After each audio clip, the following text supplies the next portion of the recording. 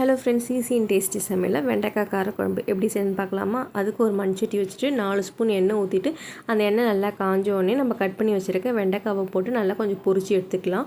அது நல்லா இது மாதிரி பொரிச்சு எடுத்து வச்சுக்கோங்க. இப்போ அதே மண் சட்டியில் அந்த எண்ணெயிலே வந்து ஒரு ஸ்பூன் வந்து வெந்தயம், ஒரு ஸ்பூன் கடுகு போட்டு நல்லா பொரிய விட்டுட்ட உடனே 4-5 பல் பூண்டு, ஒரு 10 சின்ன வெங்காயம் போட்டுவிட்டு நல்லா வதக்கி விட்டுடலாம். இப்போ ஒரு மிக்ஸி ஜாரில் ஒரு பெரிய வெங்காயம், ஒரு தக்காளி போட்டு இந்த குறைன்னு அரைச்சி வச்சுருக்கேன், அதையும் ஆட் பண்ணிக்கலாம்.